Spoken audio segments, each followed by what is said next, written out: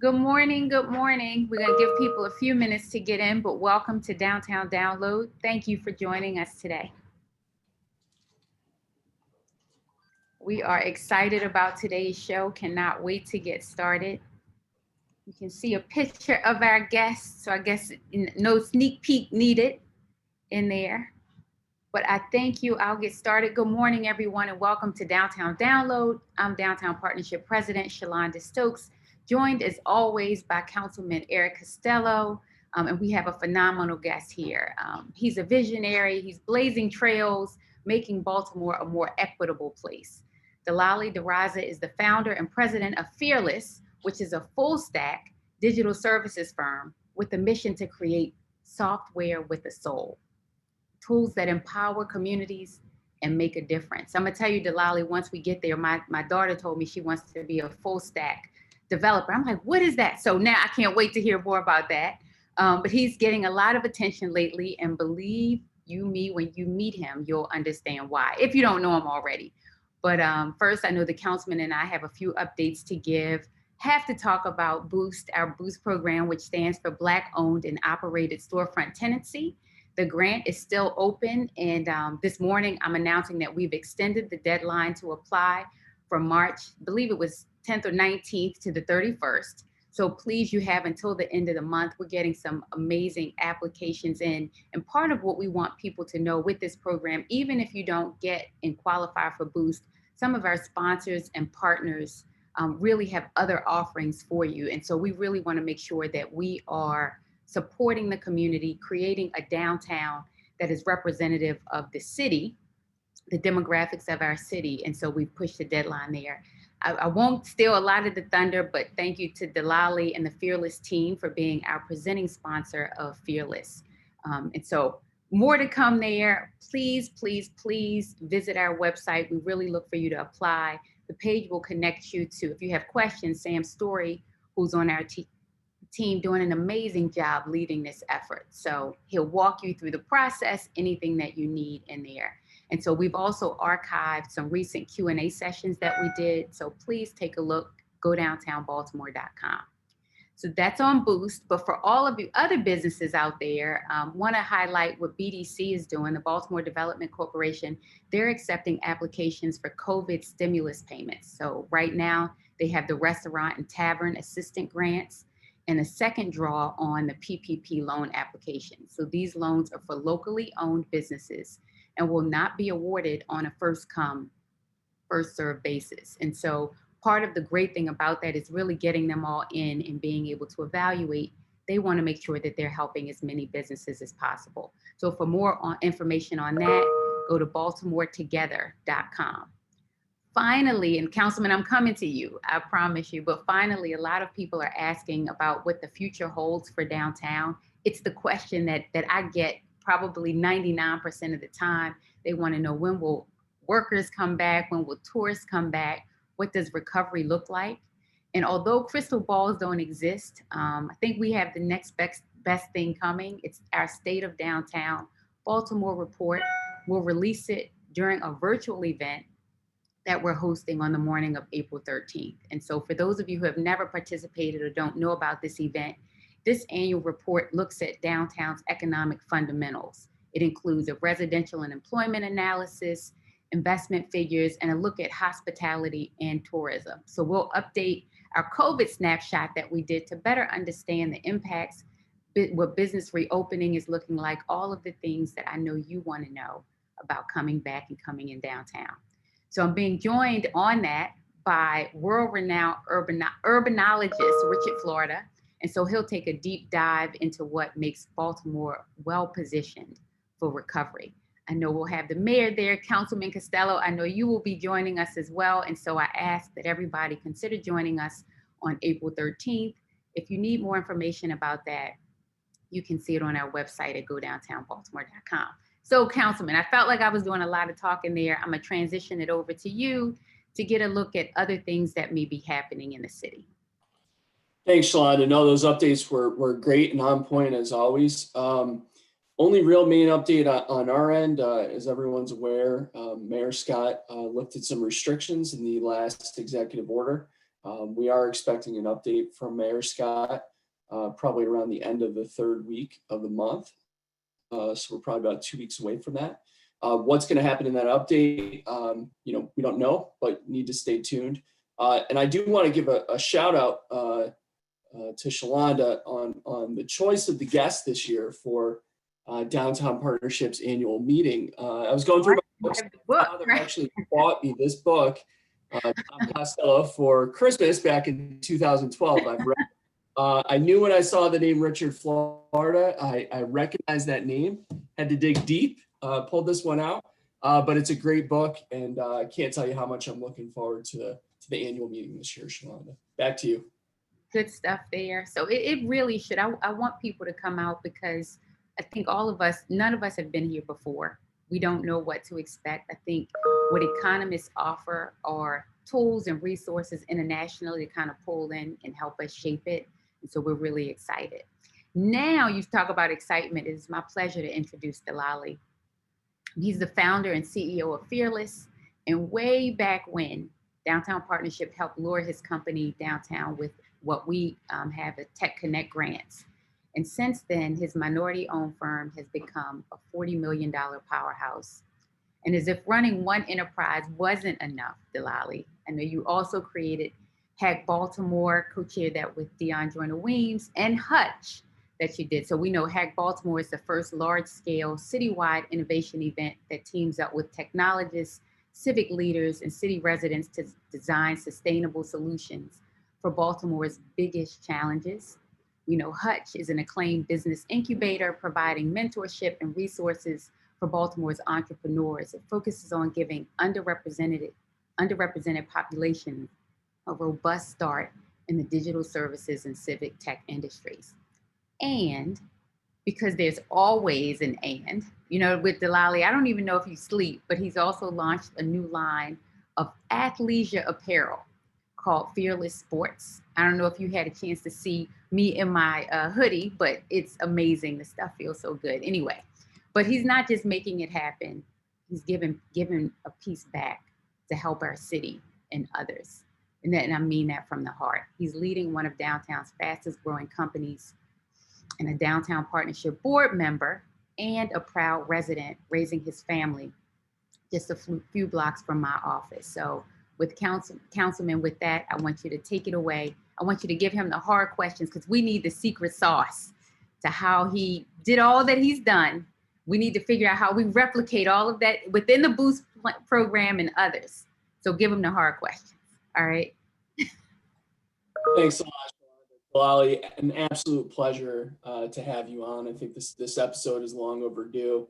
And I think Shelonda, this is our longest hiatus. I think we've gone 3 or 4 weeks without an episode. I know. We were trying to shift this to monthly, but people are asking for more. So we need to see what we're going to do in 2021. Yep.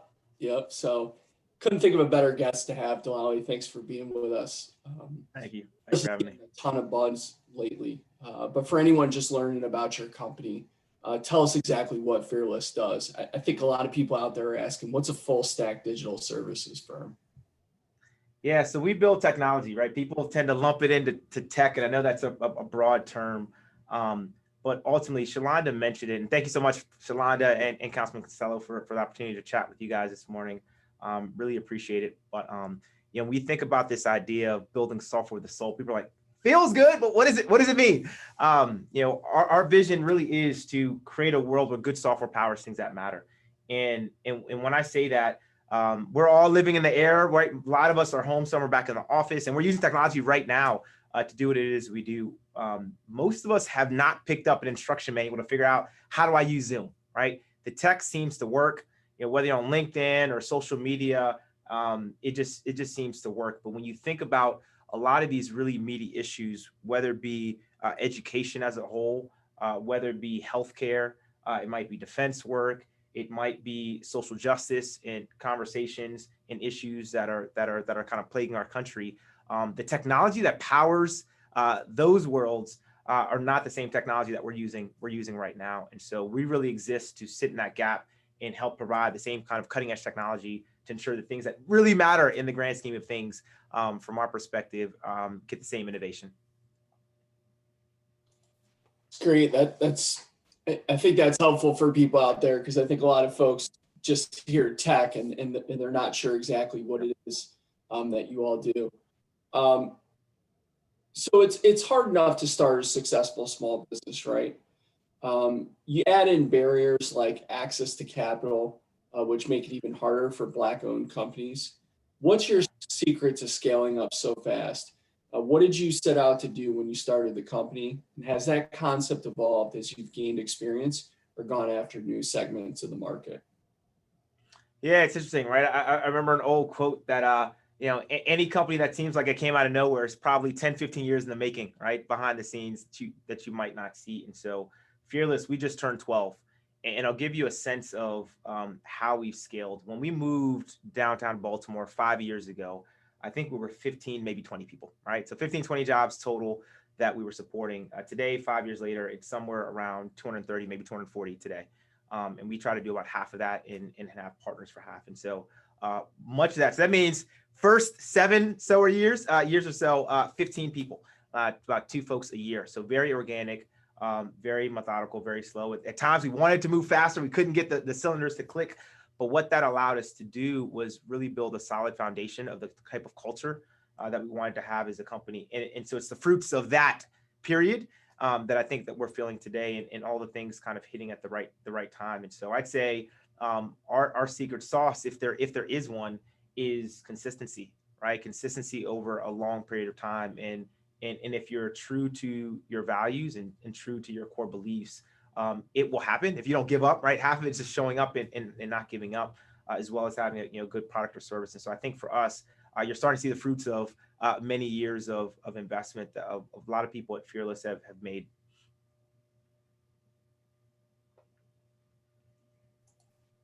So as a $40 million tech firm, you could locate anywhere you wanted. But Fearless is headquartered right in the heart of downtown Baltimore. And I know you're also a proud downtown Baltimore resident. In a world where people are teleworking, why do you think location is so important and why it matters? Yeah. One, I'd say the first piece is Baltimore is very much a part of our story. I went to school at UMBC, right down the street here. And, when we moved to Baltimore, TechConnect grant, helped to move us into downtown Baltimore. And Fearless wouldn't be Fearless had we not been located here. And I'll explain why. A couple things that happened in concert when we moved here 5 years ago. When we started off, we were pretty focused. The world that I knew, which was national security, and most of our work was in that space. And so often what you see is you've got a handful of folks working on a contract over here and a handful of folks working on a contract over here. And kind of our biggest complaint from all of the folks that worked at Fearless at the time was, we love the culture, we love the vision, we want to be together. We want to be together and we want to build applications together and connect and collaborate. And so we knew that we had to do something different. The problem was, for all of our customers, their model was you had to do it in our spaces. And so we made a pretty tough decision about 5 years ago and started pulling everyone off of their contracts, even though we didn't have a large pipeline. We had one engagement that we were able to get outside of that world, and we located downtown. And so I'd say a couple things happened during that time. One, we really got clear on our voice and who we are. And Baltimore has been there as we've evolved and grown the whole way, not just in the support from getting us here, but supporting us as we've stayed here, right? From helping us to build out facilities as we've needed them downtown here in Baltimore, to supporting and finding employees, and again, just the awesome relationships and support we've got from Downtown Partnership, continual support from Downtown Partnership, and from you, Councilman Costello, and the connections. It's been such a great part of our story. Our story isn't just about tech, right? It's just as much about Baltimore as it is about technology and how do we impact our city. And so to have grown up with Baltimore, it doesn't make much sense for us to abandon what's working and what's been successful for us. And so we're here for the long haul. Well, we're thrilled that you're here, and we're looking forward to watching you and hopefully helping you grow over the years right here in downtown Baltimore. Following up on that last question, talk a little bit to us about what you value about what you're putting on in terms of corporate culture. We know right now it's probably a little more challenging than normal to continue to maintain that culture. especially to instill it in new hires when they're working remotely. So talk about how you and the Fearless team are dealing with that challenge. Yeah, I actually get asked this question a lot about our culture, and people are always nervous about how do we keep our culture. And so what has happened over the years, when we went from, let's say, 7 people to 15 people, the 7 people were nervous and like, don't bring them on. They're going to break the culture. Right. And they're super nervous about the culture shifting and changing. And it seemed to be just fine. They came on. And then that 15 said, well, what if the next 15, if we go to 30, they're going to break the culture. Right. And it's happened every evolution as we've grown. And the way I view it is the culture will change. The culture will evolve and the culture will adapt. And I think that's normal for any organization. What will stay the same are our values and what we value and how that's expressed over time. And so in Fearless, we call this our purple sauce. And so you talk about secret sauce, it's our purple sauce. And it's really boils down to 4 things. Number 1, create belonging. And so we want to ensure that we can create a space where people can be themselves and ensure they create a space for someone else to be themselves. So many times at work and in other places, we all come with a mask on, right? So we got this is the work me, and this is the home me, and this is the me around my friends, and this is the me around my family. And ultimately what happens is you have a space where people can't bring their whole selves. They can't bring their entire perspective. They can't bring their entire background. And ultimately that will hurt the organization, right? And everyone's like faking, everyone's hiding. And so the first one is create belonging. The second one is open dialogue. And so how do we create an environment in which people can talk and share, right? And so I tell people all the time, if I'm doing something dumb, like raise your hand, right? And say, hey, you and John are driving this thing up a cliff. You may not want to go that way. And making sure that everyone really does have a voice within the organization and can speak up to anyone, anytime, doesn't matter what role you're in, we consider everyone to be a leader. And so open dialogue is really important to build that kind of transparency. The third one is take initiative. And so you hear the thing, right? See something, say something, right? Do the thing, right? Don't wait and say, hey, our customer did this, but I didn't know if I was allowed to. And so, go solve the problem, go make the fix, whether internally or externally. And we talk about it and we retrospect and figure out how we can learn and get better as a company on the back end. And the last one is make impact. Ultimately, whatever it is that we do, we are a people-based business. And so those are people that we're trying to support, we're trying to help, whether it be in our communities. And again, I talk about education and healthcare, all of these issues. There's a person on the other end of that computer, right? That is trying to access a benefit or trying to help their kid learn or trying to ensure that there's more equity in our society. That is who we're ultimately working for. And so when we say make impact, make sure that person is at the forefront and that's the person that we're working for. That's great. And Delali, when we talk about culture and we talk about the purple sauce, I know that Shelonda and I know this story, but I think a lot of our guests out there are curious. What is with the purple cow? It actually works really well being in Baltimore. Most people outside of Baltimore assume it's a Ravens thing. But we love our Ravens. It actually is derived from a book called The Purple Cow by Seth Godin. He's a marketing guy, New York Times best-selling author. And he starts the story and he's talking about, brown cows, right? And him and his kids are driving down to the countryside and they see a brown cow, which doesn't look that exciting. The kids kind of halfway look up, they pass this cow and they keep driving. Before you know it, they're passing cow after cow and they all look the same and sound the same. We've all seen cows. And there's nothing really spectacular about, the cow that we've seen before.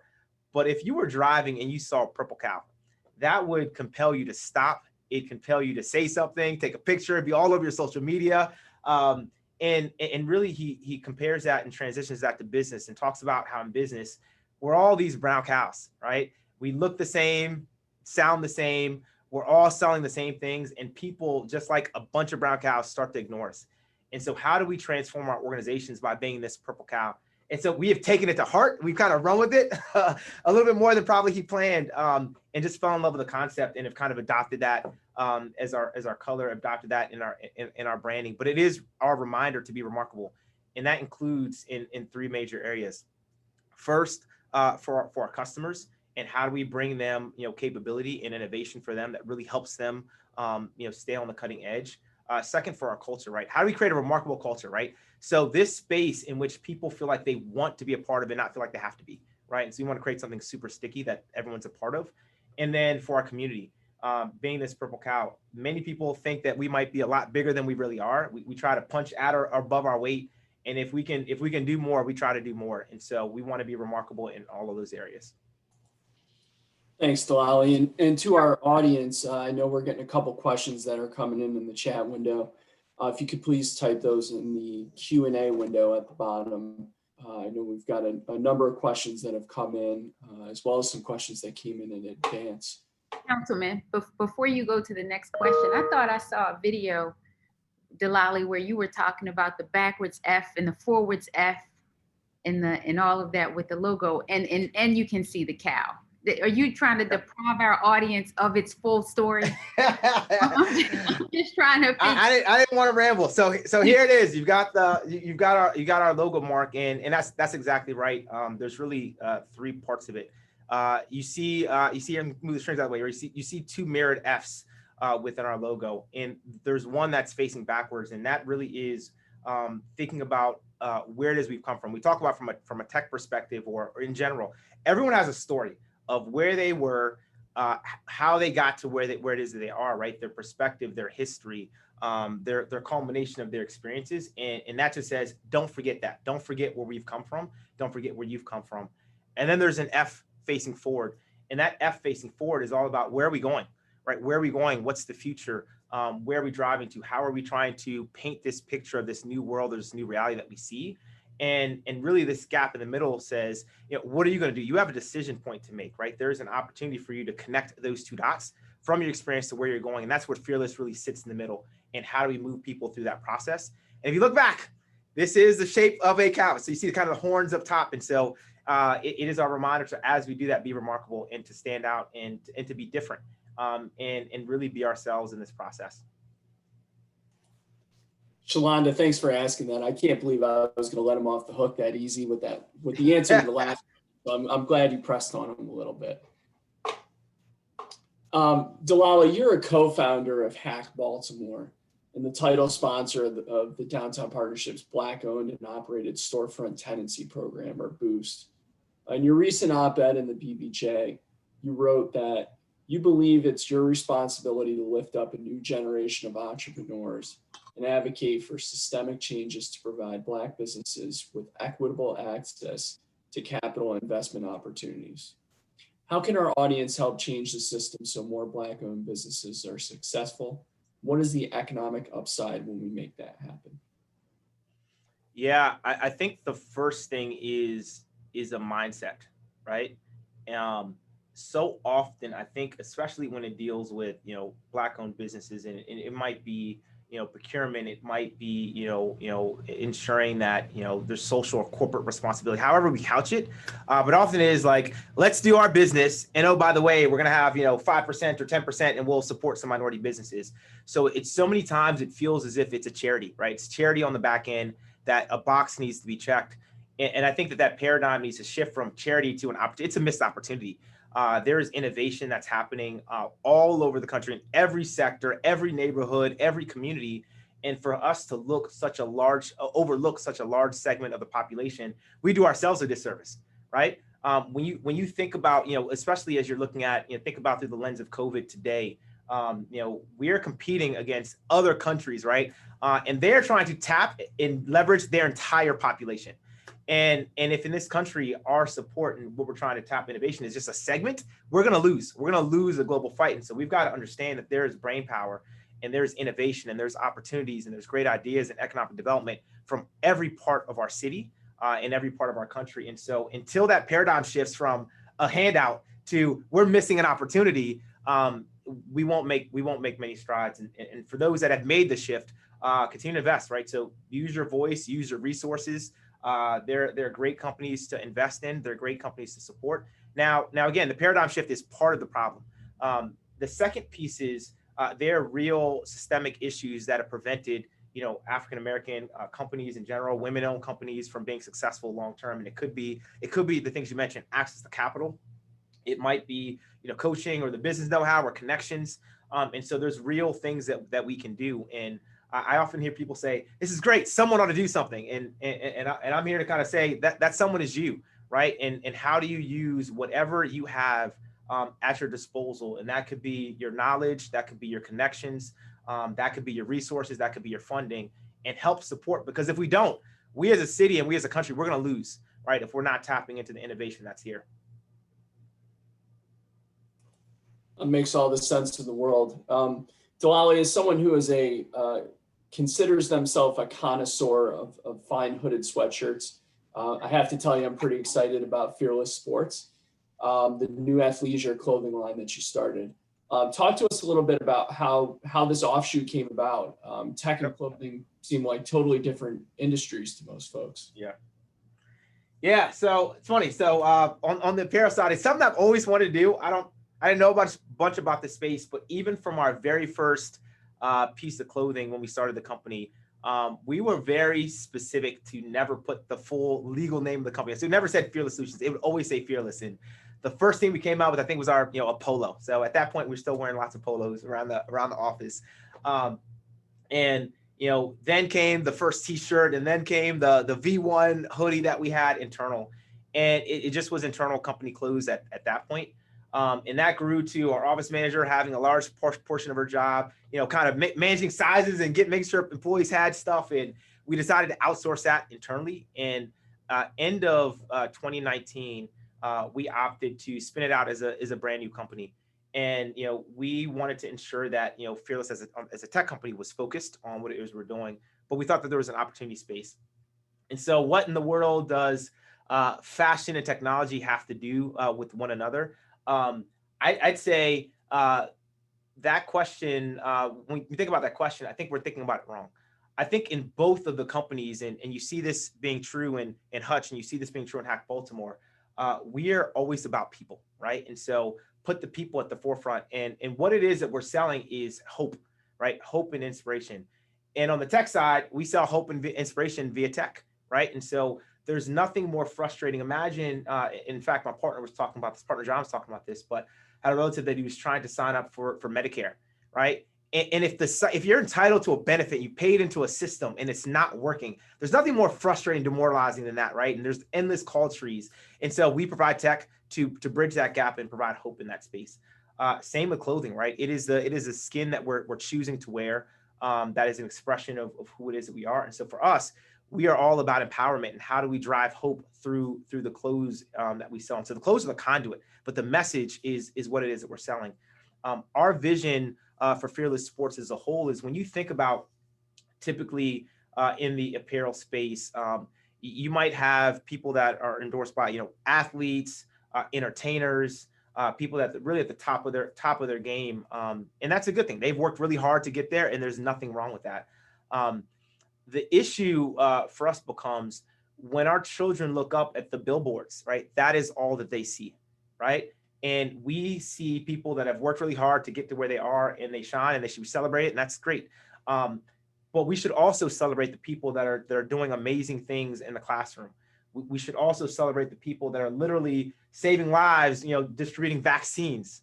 We should also celebrate people that are supporting communities and uplifting folks all around our city. And so that's our model. Our model is how do we grab those folks and put them on the pedestal and make them the star and elevate their work and support them. So our vision really is around how do we support social impact leaders. And so again, it seems like clothes and tech, but it is hope and it's inspiration that we're selling and through those two conduits. Well, whatever you're doing, I think you're doing it right. We've seen, Shelonda, I think it's safe to say that we've seen a lot more purple cows popping up randomly throughout downtown. We know where that's coming from. Delali, thanks so much, Shelonda. I'm going to kick it over to you. I know we got a number of questions coming in from our audience. We do. Thank you. So exciting. Good stuff here. I'm getting questions from a few places, from the chat box, from personal text messages in the Q&A. So we're going to get through as many of these as possible. I want to start off, I'm trying to go in the order that they started to come in, but Delali, just talking about what's happening with COVID now and people working from home. Our first question comes from Brad, where he's asking what percentage of Fearless employees are working remotely currently, and what are their plans or your plans to come back into physical office space? Yeah, no, that's a great question. The majority of the folks are working at home today. we intend to shift that once we're on the other end and vaccines are, widely available for the general population. What's interesting is most of our competitors have always been remote first companies, meaning that they've always worked from home. And we've always felt that it was really important for us as a part of our culture and a part of our mission to have physical space and to be together. And so that will continue on the other end of COVID. We do anticipate that folks will be back. We're still having conversations internally about what that looks like. We recently, completed an expansion here. And so our expectation is that we will have our folks back in the office once it's safe.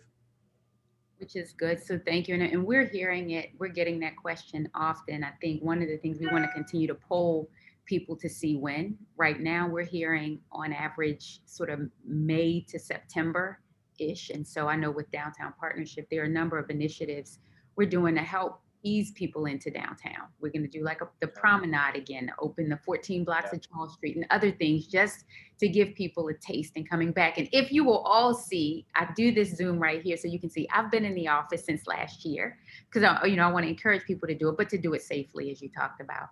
So our next question comes from William. He says, this is great. There are a lot of Silicon Valley startup ethos, and you had the chance to do it from the ground up in terms of culture. How do we bring this positive, engaged, and healthy organizational culture to remaking broken organizations in Baltimore? What a difference it would make for the government sort of nonprofit sphere. Yeah, it's interesting you mentioned that. I think over time there's learned experiences that we have within the company, and we took a step back, especially when Fearless was starting, and just kept asking why, right? Why do we do certain things? And here's the dress code. Okay, well, why? Are we making better software? Are we building better tech if we're wearing a tie? And again, it's not just about the clothes and what it is that you wear, but it really is for organizations to, in my opinion, kind of reach the peak of where it is they're going. They've got to find a way to get everyone to be able to be themselves, right? To be comfortable being themselves, right? There's so many things that, we can't do this, it's not politically correct. We can't say this, we can't act this way, we can't show up this way, right? And there's so many rules.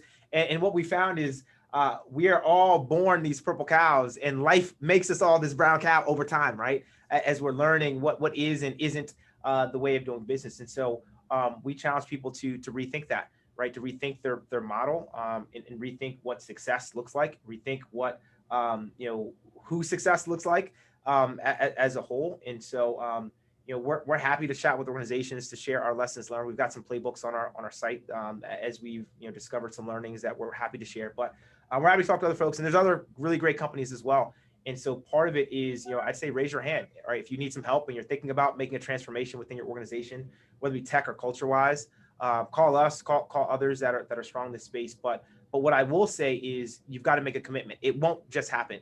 Our culture is something that we measure. It's something we talk about. It's something that we plan for. It's something in our strategic plan, something in our operational work. And so it isn't something that happens by accident. It's something that we actually put a lot of work into. And so, starting there is a good place. And again, if you need some assistance, feel free to reach out to us. We can help get you started.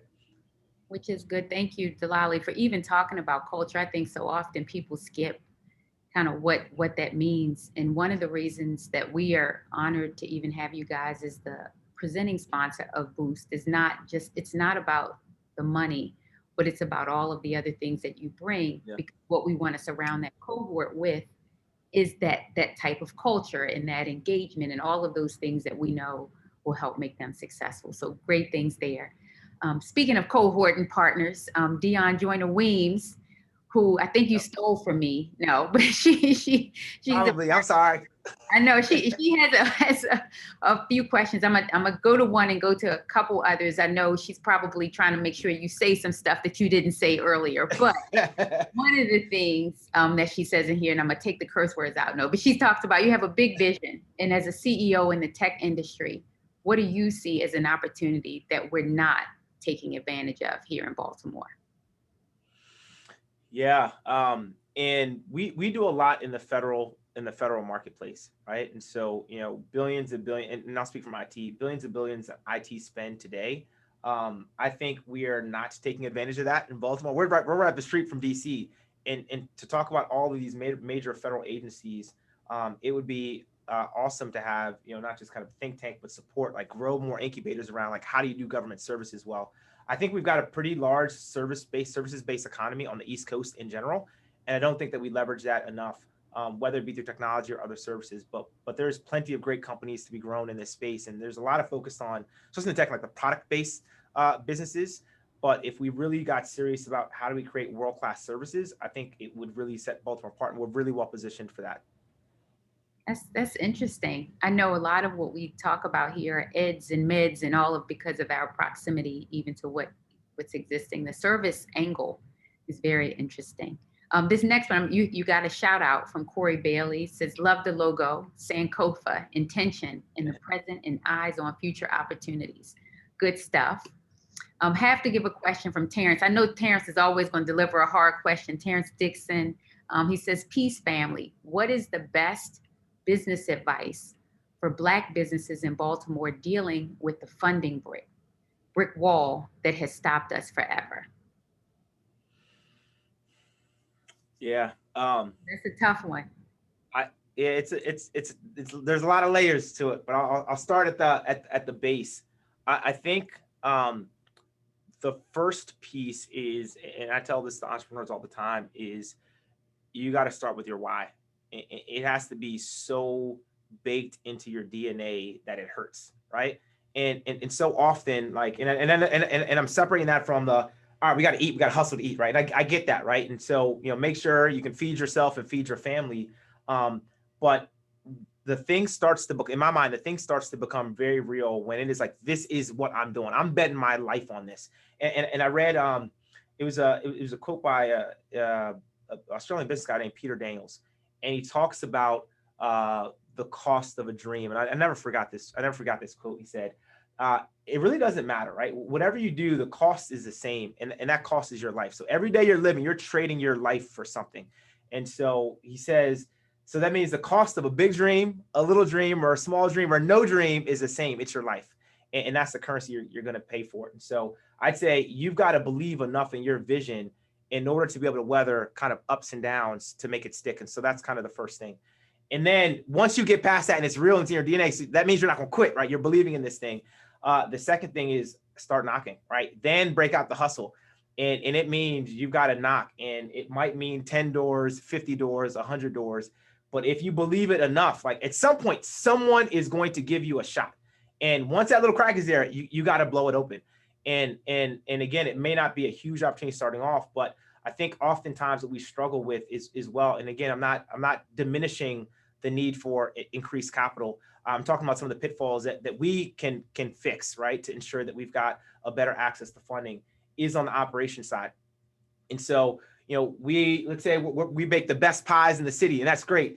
And so you want to start a pie shop, and you get in the shop and you're realizing then you got to do marketing, you got to run the payroll, you've got to, close the shop, you got to clean it, you got to do all these other things. You have to manage employees, and you're like, I just want to make pies, right? And you don't invest in the operations of the business. And so there's a stigma that starts to be associated with they can't manage, they can't deliver, right? And so doesn't mean your pies aren't good. It just means the operations aren't there. And so I think if we can get all those pieces together, right? So again, a really meaningful why, have the good idea, but operations have to be really solid.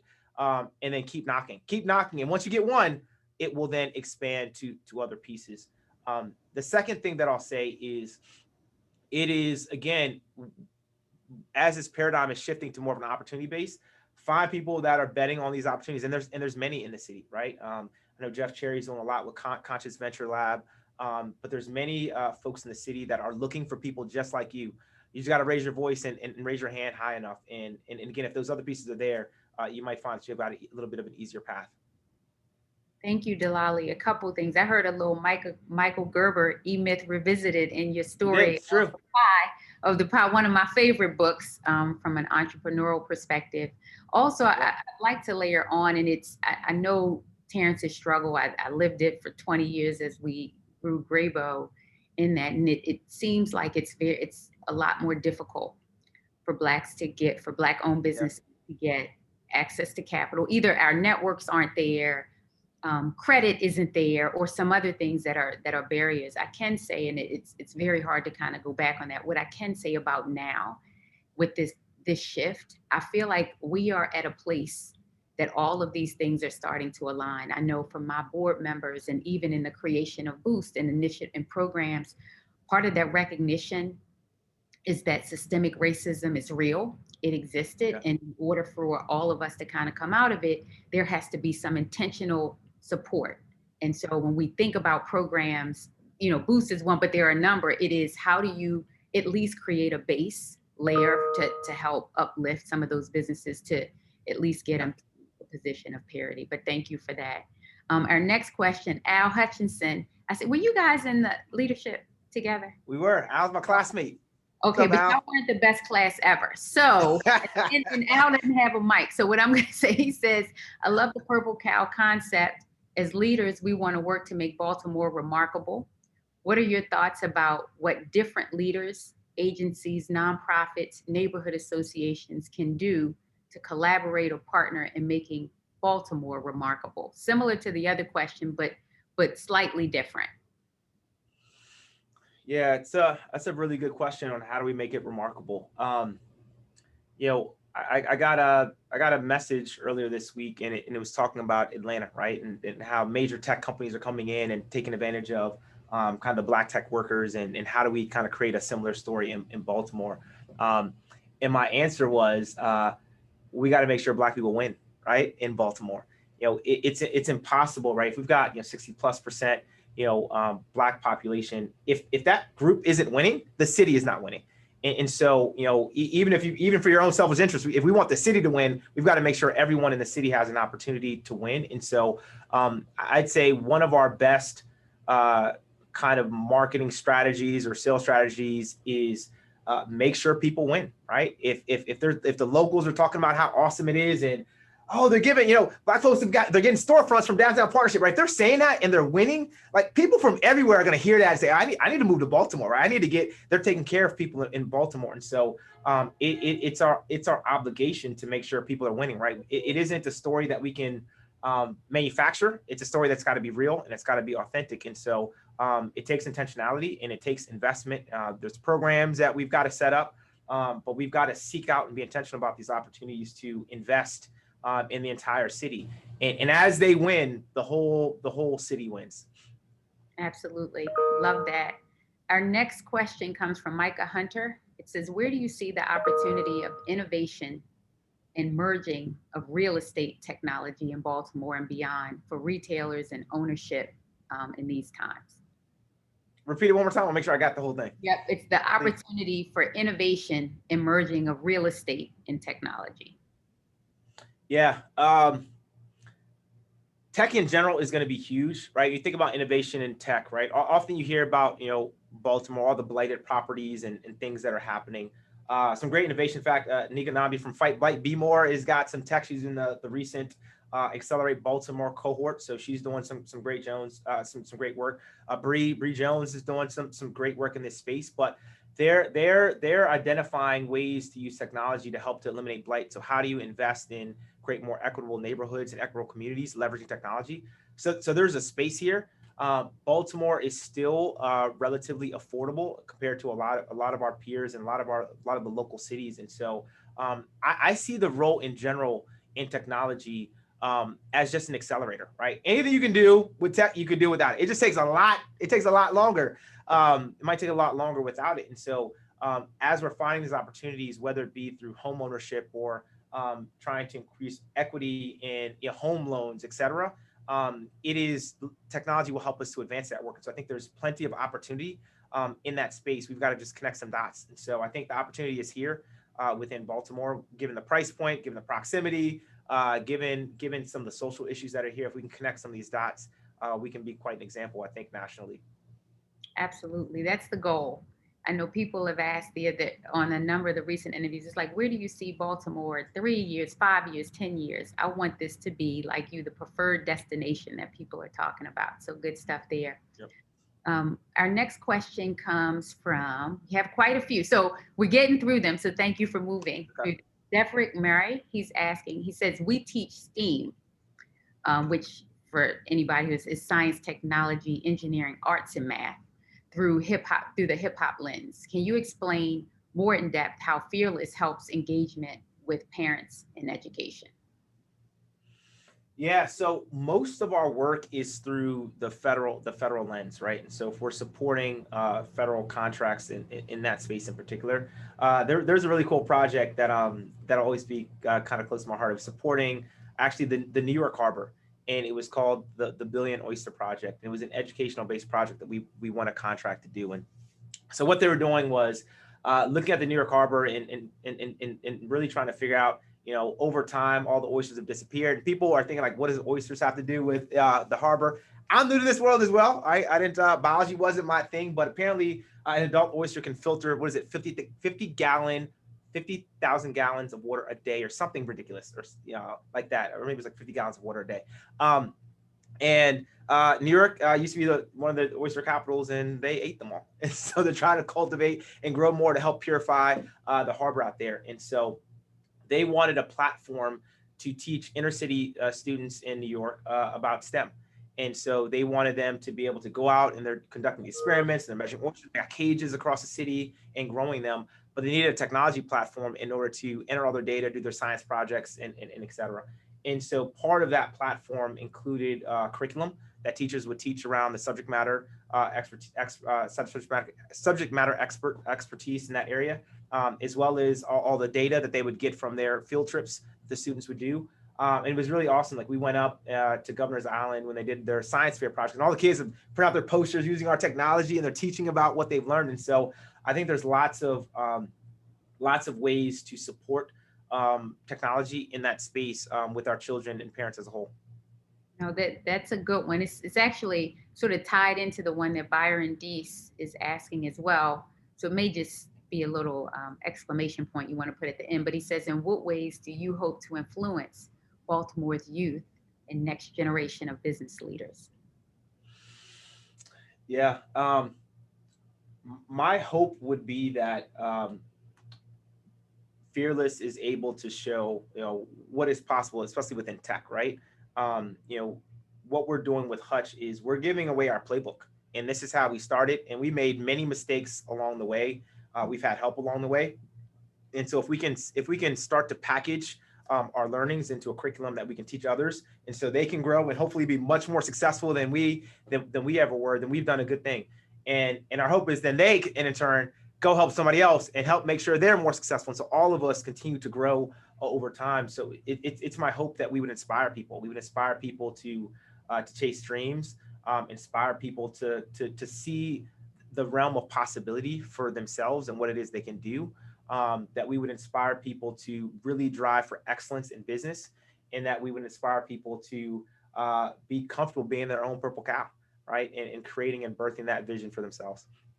I think this is good. And not that he asked me the question, but I will answer it for you. But I think part of what I see in the way that you will influence, especially our young Black men, is to see somebody like you who is not an athlete, not that that's a bad thing, but who worked hard, got there so that they can know if they see it, they can be it as well. So good stuff there. Next question from Rob Bennett, and this, Councilman, is probably for you and I.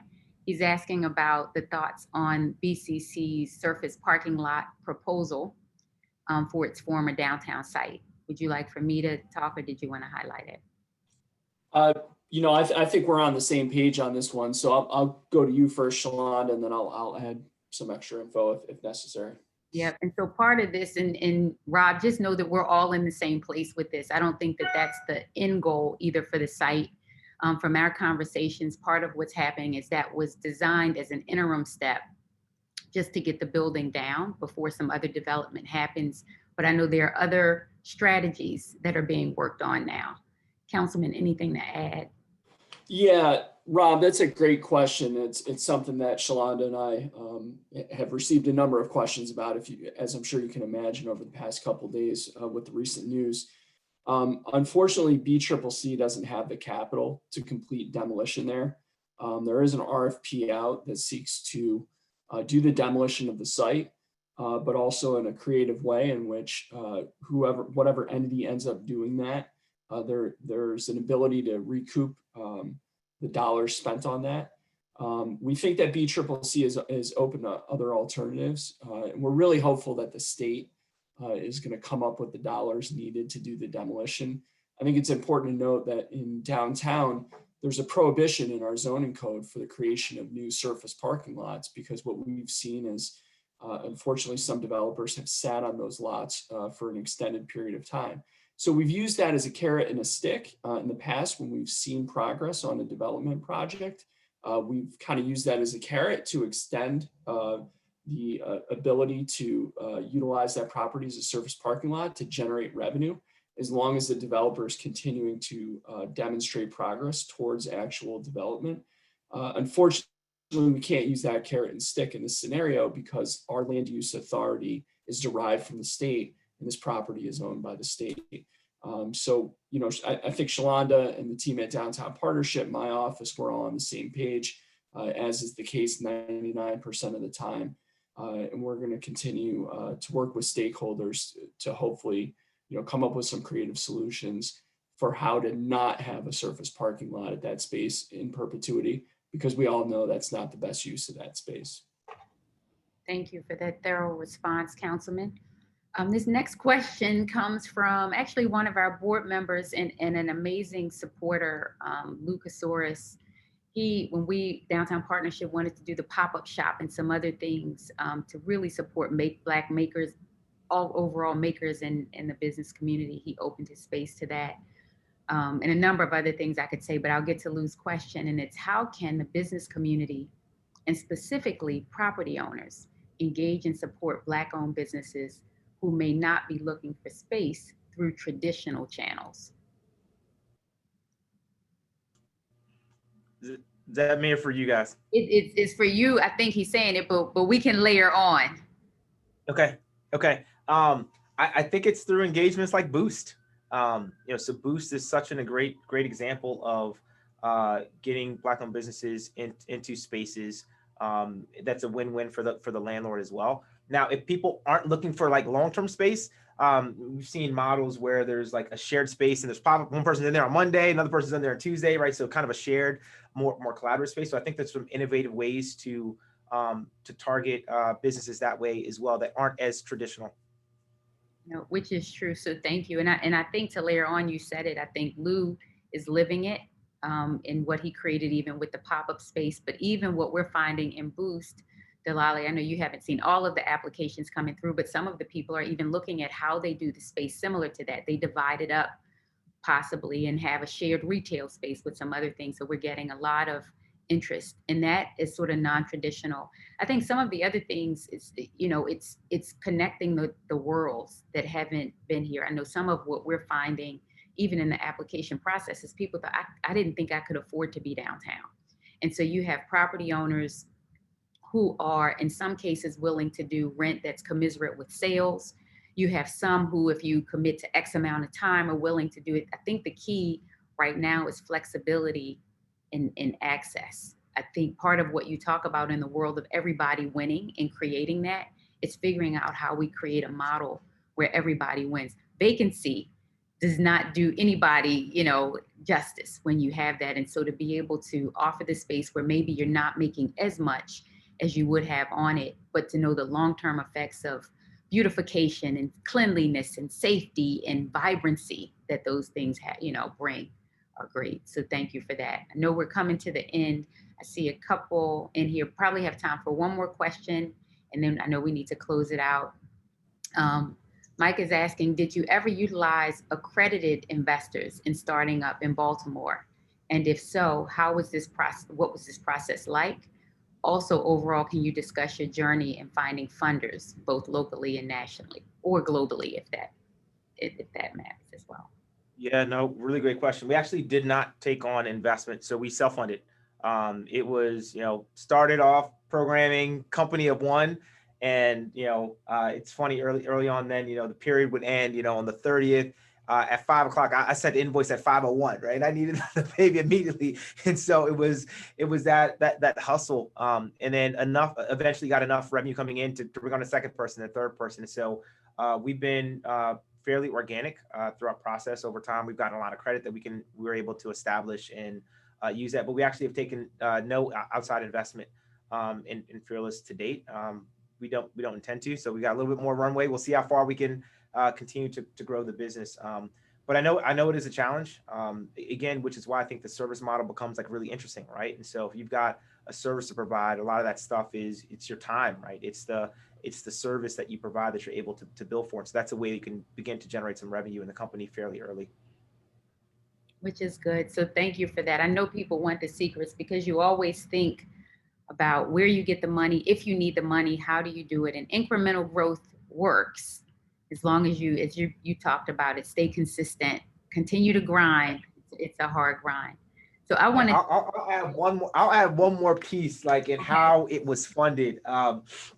So my wife and I, we were living at Laurel at the time, and when got really serious about, all right, it's time to jump. It's time to do this. And so it's funny, in my mind, I'd already planned out, okay, so we're gonna cut our expenses, and that means we're gonna live in the car, whatever, we're gonna do whatever it takes to make it work. My problem is I just forgot to tell her that I was thinking about all this crazy stuff. And so that came to a head at some point, but it ultimately ended up being was we rented out our house, or we felt like that was the biggest expense. We put all of our stuff in storage, sold half it, put half in storage, and ended up moving into my mom's basement for almost a year to get the company off the ground. And so at that point, cut my salary, and we just pumped all the revenue coming in back into the business to get off the ground. And so I joke around all the time, but Letitia definitely bankrolled us starting off. So she had the stable 9 to 5 where I could go be crazy and help get the company off the ground.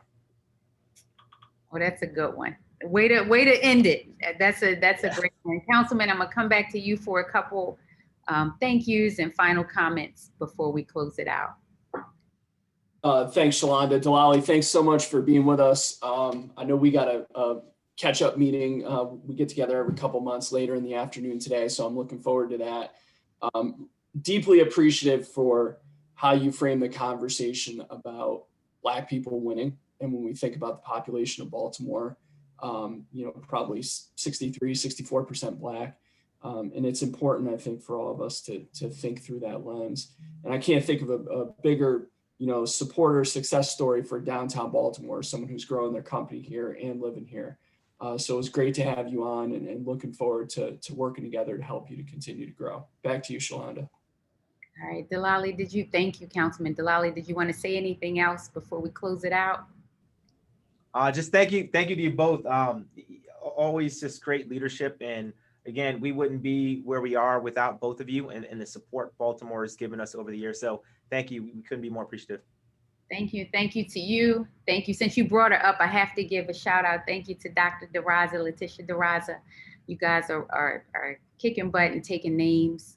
If I shout her out, I definitely have to shout out. I see my husband Phil is on the line as well. Our son, Lil Phil's birthday is today. So big ups to him. Happy birthday. Thank you. Thank you. Always have to shout out my team, Mike, Nicole, Lauren. You guys are amazing. So thank you for helping us look good. I see my board chair, Mark Wasserman, is on, and I shouted out Lou and others who are on here. I just thank you all for tuning in and continuing to support us. I know up next, we just want to talk about just really high level. I talked about it earlier. I know we have the State of Downtown event that's coming April 13th. I ask that you guys please consider joining us. The information is on our website at godowntownbaltimore.com. And please continue to follow us socially on all of our channels. Our website, godowntownbaltimore.com. We're on Facebook, Twitter, and Instagram as well. So thank you, and we'll see you next time. Have a good one.